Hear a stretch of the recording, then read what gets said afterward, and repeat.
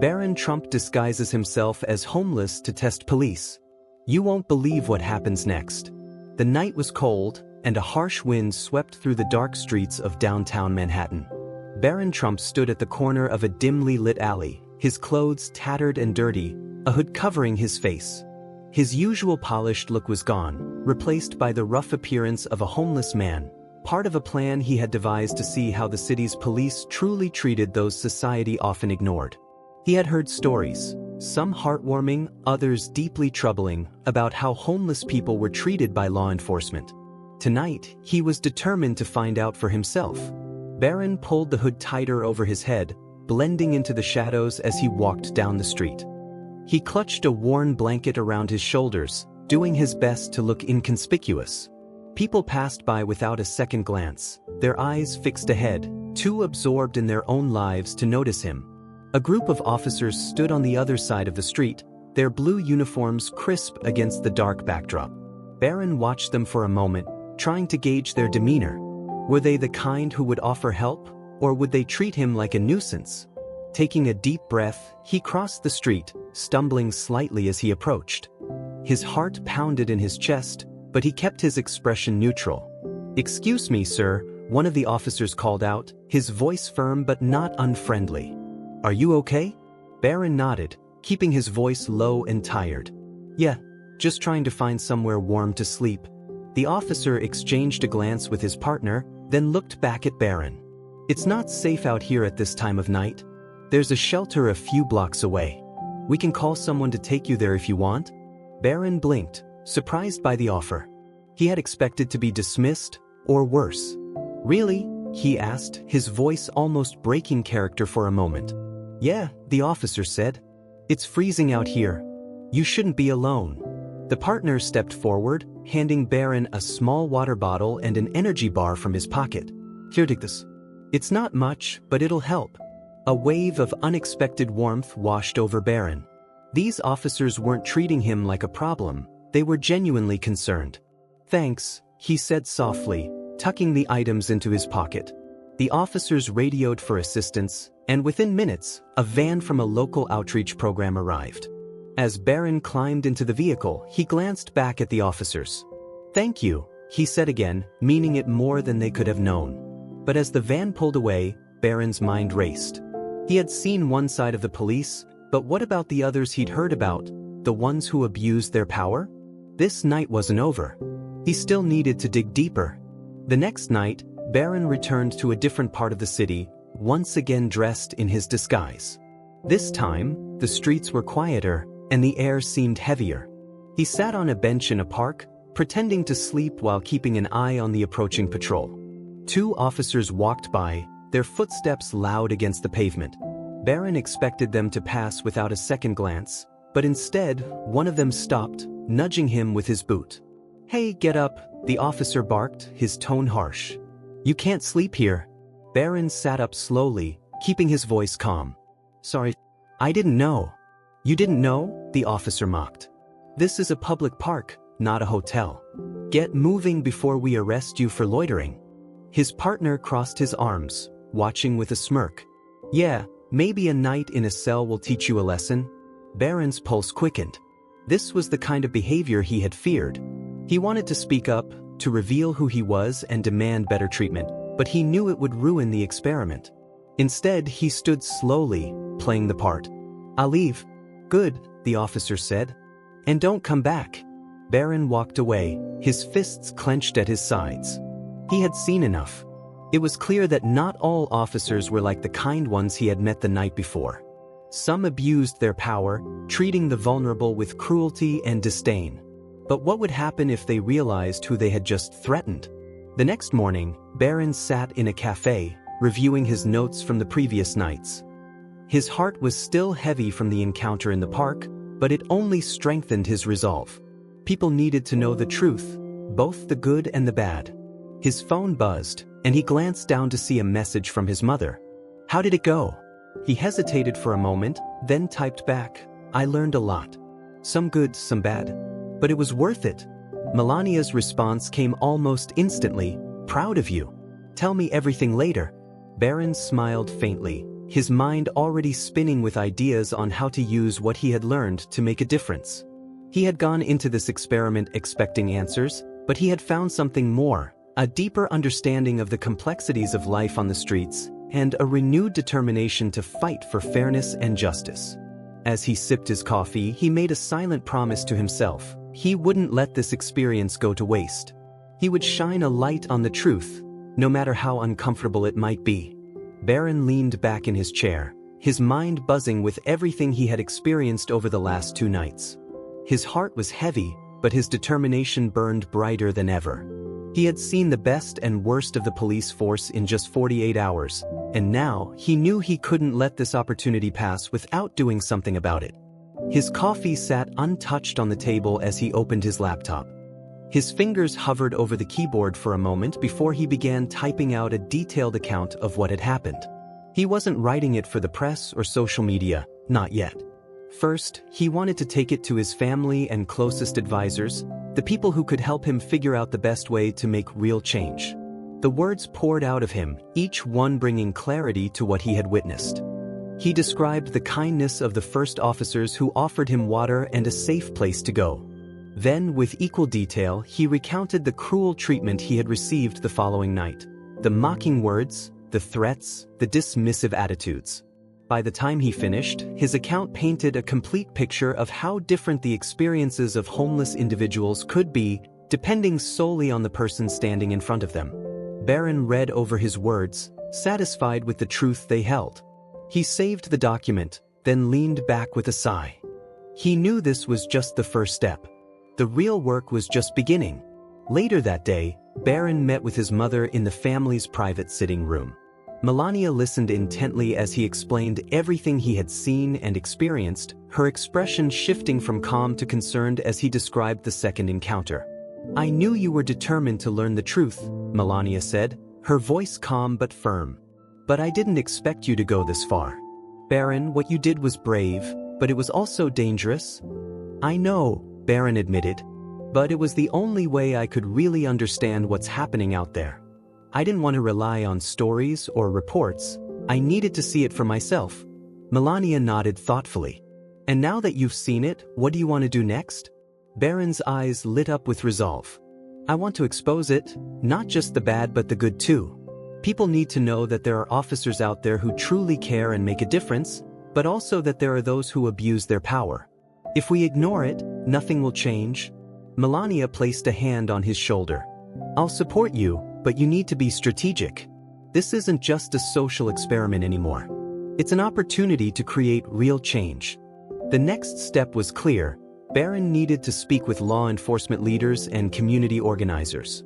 He set up meetings over the following week, inviting police chiefs, local officials, and advocates for the homeless to discuss what he had discovered. He wanted solutions, not just awareness. The meeting was held in a modest conference room downtown, free of the usual media fanfare. Barron stood at the front of the room, his usual composed demeanor replaced by a quiet intensity. "Thank you all for being here," he began, his voice steady. "I'm not here to place blame or to create division. I'm here because I believe we can do better." Over the past few days, I saw 2 very different sides of our city's police force. One that protects and uplifts, and another that tears down the very people it's meant to serve. He paused, scanning the room. "This isn't about punishing individuals. It's about setting a higher standard. We need to focus on training, on compassion, on building trust between law enforcement and the most vulnerable members of our community." One of the police chiefs leaned forward, his brow furrowed. "Mr. Trump, we've always been committed to fairness and integrity. But we can't deny that there are still issues we need to address. I'm willing to work with you to make those changes." Another community organizer chimed in. "If we can combine better training with community outreach programs, we could start building real relationships between officers and the homeless population. It's about more than just enforcing laws, it's about understanding each other." The discussion continued for hours, with ideas flowing freely and plans beginning to take shape. By the end of the meeting, Barron felt a renewed sense of hope. It wouldn't be easy, but for the first time, it felt possible. A week later, Barron's initiative officially launched. He had chosen to keep the media involvement limited at first, focusing on real action rather than headlines. Police officers participated in new empathy training sessions, designed to help them see the world through the eyes of the people they served. Outreach teams were formed, pairing officers with community leaders to ensure that no one on the streets felt invisible. Barron visited one of the training sessions himself, sitting quietly in the back as officers listened to stories from former homeless individuals. One man named Greg shared his experience of living on the streets for 5 years before finally finding help. "You never forget the way people look at you," Greg said, his voice steady but filled with emotion. "Some officers treated me like I was nothing. Others saw me as a human being and helped me get back on my feet. Those small moments of kindness saved my life." Barron watched the officers' reactions, seeing their expressions soften as they absorbed Greg's words. He knew that change wouldn't happen overnight, but this was a start. One afternoon, as Barron was walking through a park near the training center, he heard a familiar voice call out, "Hey, it's you." He turned to see the first officer he had met during his experiment, the one who had offered him water and a ride to the shelter. The officer smiled, walking over. "You look different," the officer said with a chuckle. "Not quite the same guy from that night?" Barron smiled. "Yeah, I guess I clean up well." The officer's expression grew serious. "I heard about what you're doing.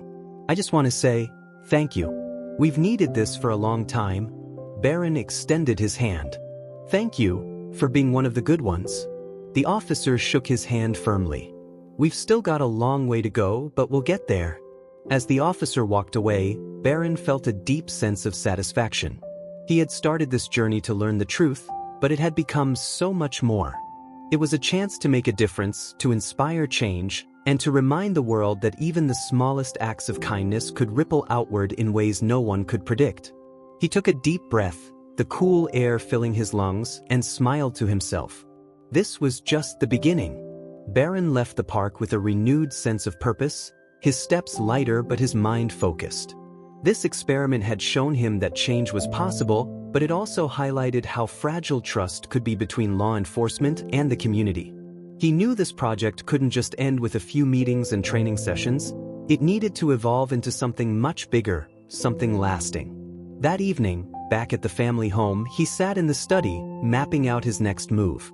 His phone buzzed with new messages from volunteers and organizers excited about the progress they were making. Each message carried a story, small but meaningful victories. Officers showing kindness where there had been none before, homeless individuals receiving help rather than harassment, and new bonds forming between police and the people they once overlooked. But there was still more to be done. 2 weeks later, Barron found himself standing on a stage in front of a packed community center. It was the official launch of the Bridging Hope Initiative, a citywide program aimed at fostering empathy and understanding between law enforcement and vulnerable communities. What had started as a simple experiment had grown into a movement, one that drew attention from not only local leaders but national organizations.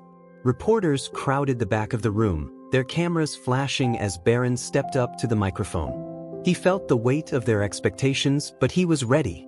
"Good afternoon," he began, his voice steady but filled with emotion. "Today isn't about me. It's about the people who often go unseen, the ones we pass by on the street without a second thought. It's about those who've been ignored or mistreated, and about the officers who are trying to make a real difference." He paused, letting the silence fill the room for a moment. 2 weeks ago, I went undercover as a homeless person to see how our city's police force treats the most vulnerable among us. What I found was a mix of kindness and cruelty. Some officers went out of their way to help, while others saw me as nothing more than a nuisance.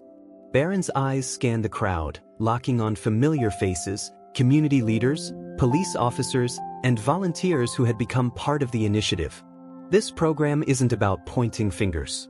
It's about creating solutions. It's about building a culture of compassion and empathy, where every officer understands the power they hold and how it can be used for good. The room erupted in applause, but Barron wasn't finished. "I want to thank every officer who has joined us on this journey. You've shown that change is possible. And to those still watching from the sidelines, there's a place for you in this movement too. Because at the end of the day, we're all responsible for creating the kind of city we want to live in.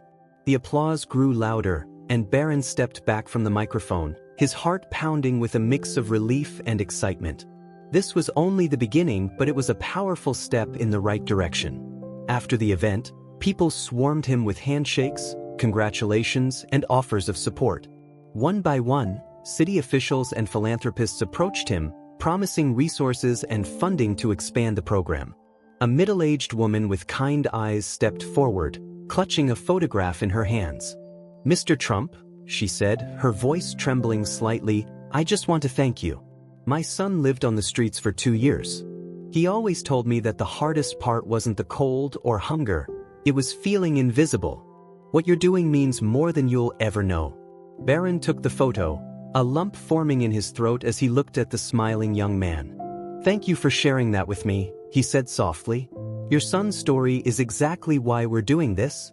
The woman nodded, tears welling up in her eyes. "Keep going. Don't stop." "I won't," Barron promised. As the weeks passed, the Bridging Hope initiative gained momentum. Training sessions expanded to multiple precincts, and partnerships were formed with shelters and rehabilitation centers to ensure that those in need received the right kind of help. Barron worked tirelessly, meeting with city officials, speaking at community forums, and personally overseeing new programs. He had always believed in the power of action over words, and now, every step forward was proof that change was not only possible but necessary. One afternoon, Barron stood in front of a group of new recruits at the police academy. He had been invited to speak as part of their training, and he could see the mixture of curiosity and skepticism on their faces. "Some of you might be wondering why I'm here," he began, pacing the front of the room. "I'm not a police officer. I've never worn a badge. But I've been out there, on the streets, seeing the world from the perspective of the people you'll be protecting. And what I learned is this: the smallest act of kindness can change someone's life, just as easily as the smallest act of cruelty can break it." The room grew quiet, the recruits hanging on his every word. "You'll be faced with choices every day," Barron continued. "Some of them will be easy, others, not so much. But I'm asking you to make the right choice, the human choice. Because behind every face you encounter is a story you may never fully understand. Treat people with dignity, and you'll never regret it." When he finished, the room erupted in applause. Barron felt a deep sense of fulfillment, knowing that the seeds of change were being planted in the hearts and minds of those who would carry the torch forward. Later that night, Barron walked through the streets once again, not as a homeless man this time, but as himself. He stopped at the park where the harsh encounter had taken place. It was quiet now, the streetlights casting a soft glow on the empty benches. He sat down, taking a deep breath. The cold wind brushed against his face, but it didn't bother him. This park, these streets, they no longer felt like hostile places. They were symbols of transformation, of a city beginning to see itself through new eyes. As he sat there, a young man approached cautiously, carrying a blanket and a thermos. "Hey," the man said, his voice kind. "You okay? Need something warm to drink?" Barron smiled. "I'm good, but thank you. That's a kind offer." The man nodded, offering a small smile before walking away. Barron watched him disappear into the night, feeling a sense of quiet joy. The world was changing, slowly, perhaps, but undeniably, and he was proud to be part of it. He stood up, shoving his hands into his pockets, and walked toward the city lights, his heart lighter than it had been in a long time. This was only the beginning, but it was a beginning filled with hope. Barron continued walking through the quiet streets, his mind buzzing with ideas. He had seen the impact of the Bridging Hope initiative at the local level, but he couldn't shake the feeling that this project had the potential to grow far beyond the boundaries of the city. The kindness he'd encountered, the stories shared by the people on the streets, and the officers who had embraced change, all of it pointed to something much bigger. As he crossed into a livelier part of town, his phone buzzed in his pocket. He glanced at the screen. It was a message from one of the key coordinators of the initiative. "Barron, we just got a call from a major news outlet. They want to feature the project on national television. This could be huge." Barron stopped in his tracks, a mix of excitement and nervousness bubbling up in his chest. Media exposure would bring more attention, more resources, but it could also mean more scrutiny. He knew he had to be ready. "Let's do it," he typed back. "But only if we keep the focus on the people who've been affected. This isn't about me, it's about them." The response came quickly. "Understood. We'll set it up." A week later, Barron found himself sitting in a brightly lit television studio, the cameras positioned in front of him, their red lights glowing like watchful eyes.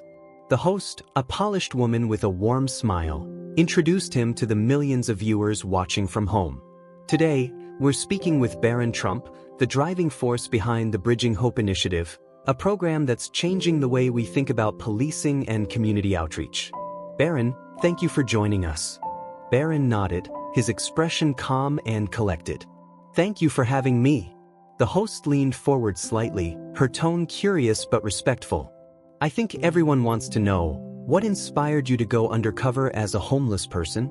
It's not exactly a typical thing for someone in your position to do." Barron chuckled softly, then grew serious. "I've always believed that if you want to understand something, you need to experience it firsthand. I had heard so many different stories about how people on the streets were treated, some good, some bad, but I didn't want to rely on secondhand information. I wanted to see it for myself." "And what did you find?" the host pressed. "A complex reality," Barron said. "There are officers out there who go above and beyond to help people in need. They treat everyone with respect and kindness.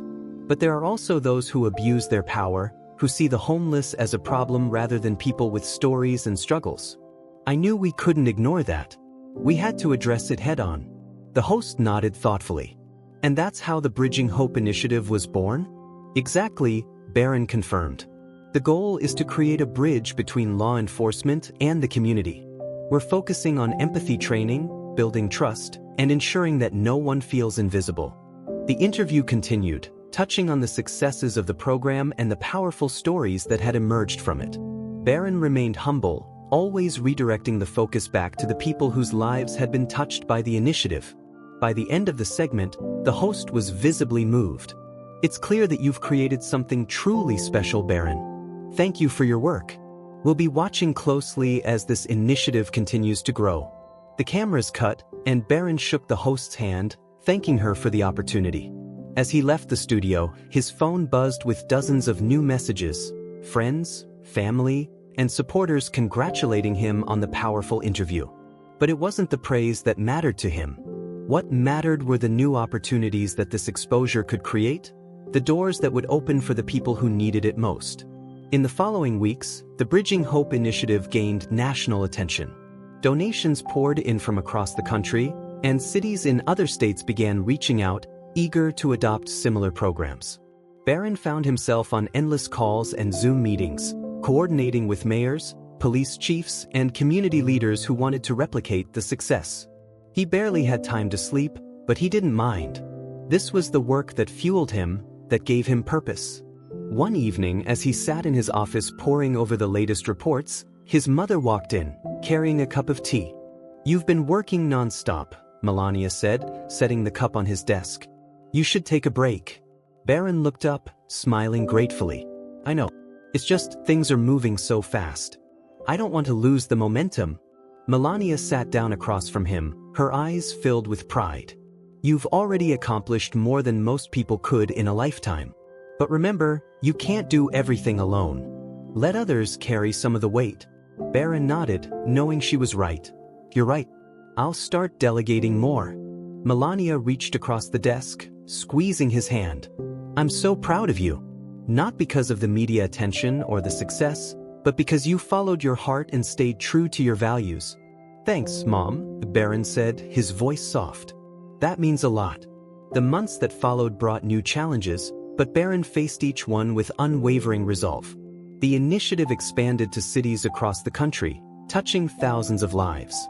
The empathy training programs became a standard part of police academies in several states, and partnerships with shelters and mental health services ensured that the homeless population received comprehensive support. One afternoon, Barron received a letter from Greg, the former homeless man who had spoken at one of the training sessions. "Dear Barron, I just wanted to thank you again. Since speaking at the training session, I've been offered a full-time position at the shelter that helped me get back on my feet. I'm now working as a counselor, helping others the way I was helped. This wouldn't have happened without you. You gave me the chance to share my story, and it changed everything. Thank you. Barron read the letter twice, his chest tightening with emotion. He folded it carefully and added it to the growing collection of letters and photos on his desk, each one a reminder of why he had started this journey. As the sun set outside his window, Barron stood and looked out at the city skyline. The world wasn't perfect. There was still so much work to be done. But for the first time in a long time, he felt a deep sense of peace. Change was happening, not just in policies and programs but in the hearts and minds of people everywhere. And that, Barron thought with a smile, was just the beginning.